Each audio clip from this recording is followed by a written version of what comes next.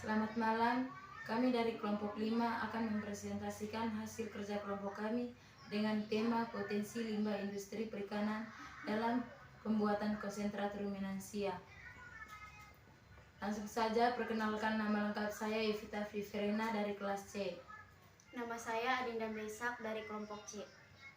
Selanjutnya waktu dan kesempatan saya berikan kepada pemateri. Baik, terima kasih atas waktu dan kesempatan yang diberikan. Bab 1, pendahuluan. Latar belakang, perkembangan ilmu dan teknologi, maka berkembang pula peralatan-peralatan mekanis yang dapat mempercepat dan memperbaiki mutu produknya. Produk-produk perikanan yang telah diolah dan diawetkan meliputi berbagai macam, yaitu ikan asin, ikan beku, pengalengan ikan, ikan kering, ikan asap, ikan pindang, ikan pedah, dan lain-lain. Salah satu produk olahan ikan yang banyak dikonsumsi oleh masyarakat Indonesia adalah ikan asin. Selain harganya yang lebih terjangkau, ikan asin juga mudah diperoleh.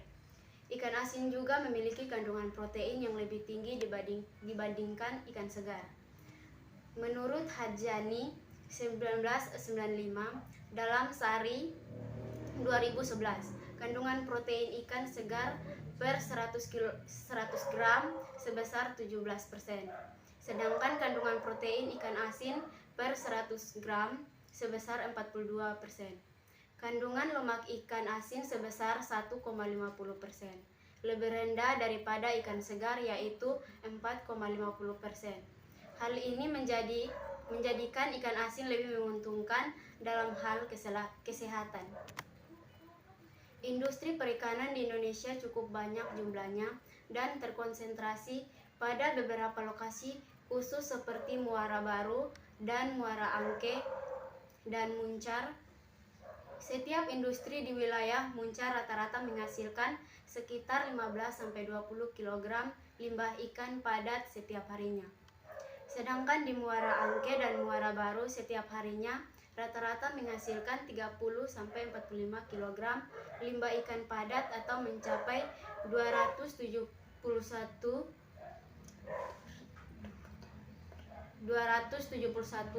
ton per tahun limbah ikan yang terdiri atas kepala, isi perut, kulit, dan tulang. Rumusan masalah.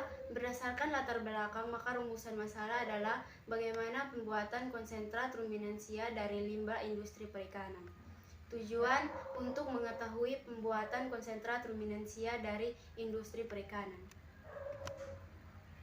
Bab 2, tinjauan pustaka. Limbah perikanan. Limbah merupakan hasil dari kegiatan yang tidak dapat dimanfaatkan lagi, sedangkan hasil sampingan masih dapat dimanfaatkan lebih lanjut. Hasil sampingan olahan dari produk perikanan cukup beragam, tetapi secara garis besar dapat dibedakan menjadi hasil sampingan dalam bentuk cair dan hasil sampingan dalam bentuk padat. Pemilihan bahan pakan ikan.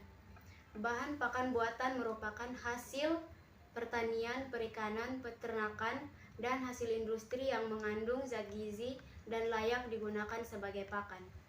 Beberapa persyaratan dalam pemilihan bahan baku pakan. Mudah dicerna. Bahan baku pakan buatan hendaklah mudah dicerna oleh ikan agar nilai efisiensi pakannya cukup tinggi. Tinggi mengandung racun-racun adalah zat yang dapat menyebabkan sakit atau kematian ikan. Racun yang mencemari bahan baku pakan antara lain obat pemberantas hama dan buangan industri. Mudah diperoleh. Biaya terbesar dalam budidaya ikan adalah biaya pakan. Apabila bahan baku pembuatan pakan sulit diperoleh, biaya pengadaan pakan juga akan meningkat. Nilai ekonomi dalam pemilihan bahan baku pakan ikan hendaklah mempertimbangkan efisiensi pakan yang akan dibuat dengan memilih bahan baku yang lebih murah. Kandungan nutrien ikan. Ikan merupakan salah satu sumber protein yang ada dalam kehidupan. Protein ikan sangat diperlukan oleh manusia karena mudah dicerna oleh tubuh, dan ikan juga memiliki kandungan asam amino dengan pola yang hampir sama dengan pola asam amino yang ada dalam tubuh manusia. Ikan mengandung sekitar 60-84% air, protein sekitar 18-30%, lemak sekitar 0,1-2,2%, karbohidrat 0-1%, dan sisanya adalah vitamin. Pengolahan konsentrat.